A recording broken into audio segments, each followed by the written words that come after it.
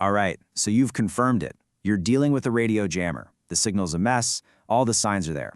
But now comes the real fun for any RF technician. Where is it? Today, we are jumping right into a practical field guide on how to actually pinpoint the physical location of a jammer. But hey, before we get our boots on the ground, we've got to cover the ground rules. This is part 9 of a huge 20-part tutorial, all based on a fantastic report from RFI detectives. And just to be crystal clear, everything we're talking about is for educational purposes, to help technicians mitigate interference. Remember, using jamming gear is a big no-no, illegal in most of the world, and the penalties are no joke.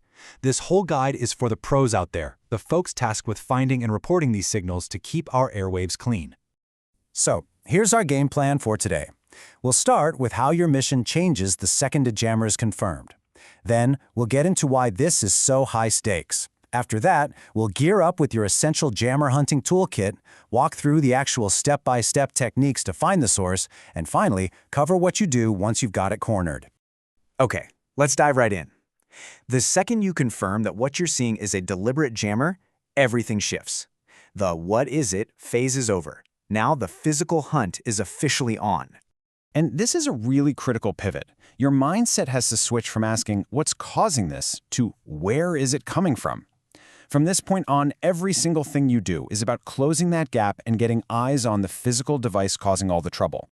So why is finding the jammer's exact location so incredibly important? I mean, it's about way more than just stopping some annoying static.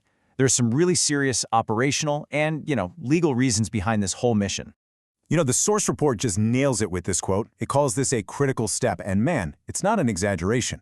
Think about it. Without knowing where the device is, how can regulators enforce the law? How can anyone physically stop it? And just as important, you have no idea how big the blast radius is, who or what is actually being affected by this thing.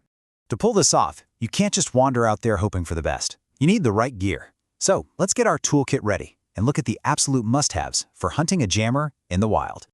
All right, your number one tool, your eyes on the RF world, is the spectrum analyzer. That's what lets you see the signal. You pair that with some directional antennas, like a Yagi, to figure out which way the signal's coming from. For when you get up close and personal, a handheld analyzer is absolutely key. Of course, a GPS is non-negotiable for tagging your locations. And trust me, you'll want attenuators. When you get right on top of a powerful jammer, they'll keep your gear from getting totally overwhelmed. Okay, so you've got the toolkit. Now, how do we actually use it all to zero in on our target? This isn't about luck or guesswork. It's a methodical, step-by-step process. And this breaks it down perfectly. It's a 3-step dance. First, you start big. Do a wide area survey to get a rough map of where this thing is active. Step 2, you start direction finding. You take your readings from a few different spots, drawing lines on a map that all point to the signal, and where do those lines cross? Boom. That's your search area. Finally, step 3, you move in for the pinpoint location, using your handheld to basically walk right up to the source. And this system, this whole approach, it isn't just a bunch of random tips. This is a professional framework put together by the experts at RFI detectives. We're talking about established, repeatable techniques designed specifically for technicians out there in the field. So you did it. You followed the signal, you triangulated, and there it is, the jammer. Maybe it's sitting in a car, tucked away in an office, or stuffed in a backpack. Awesome. But believe it or not, your job is not done. What comes next is just as crucial. See, finding that device is the trigger for everything else. It's the piece of the puzzle that lets the regulatory folks do their jobs. It also means you can finally implement real, targeted countermeasures to protect your services instead of just flying blind. Finding the source, well, it unlocks the solution. And that really brings us to the big question, doesn't it?